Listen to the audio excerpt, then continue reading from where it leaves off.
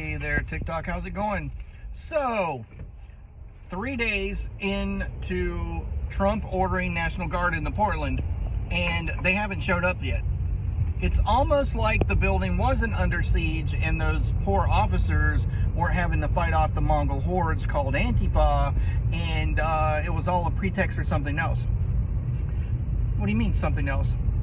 It's my understanding that if there were massive ICE raids in Portland, like there has been in places like Chicago and LA and stuff like that, that the Portland activist community would come out in force in the tens of thousands in the street, and that would be difficult to deal with. So I believe that was a pretext.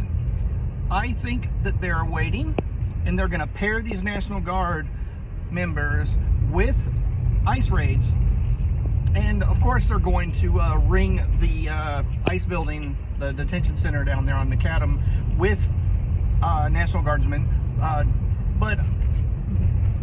So that's it. That's a pretext.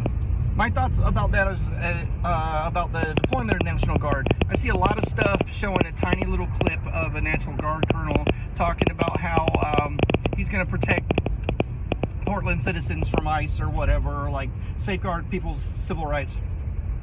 If you Google National Guard use of force policy, or what they call force protection or civil protection, blah, blah, blah, it reads just like every other law enforcement use of force doctrine I've ever seen. We're going to protect your civil rights and your right to protest, yada, yada, yada, crap, crap, crap. You are a moron if you actually believe these people are going to protect your civil rights. They're going to do what cops do when they're ordered to protect a building, which is to prioritize the building over the human beings. They protect property. That's what they're going to do.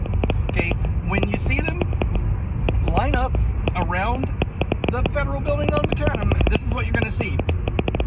You can always tell who is on whose sides by who they show their back to. They're going to be all standing up in their little riot lines with their backs to the feds, showing you who they're there to protect. There is no such thing as a kinder, gentler shield wall pushing you out of the way, making sure that you can't express your First Amendment rights. Okay, you are absolutely dumb as hell if you believe these National Guardsmen, even though they're from Portland or Eugene, Oregon, or whatever city they came out of, at least half of them are cops.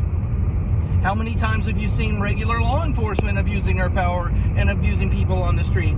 So what do you think, a National Guard uniform is going to change them into being magically someone else?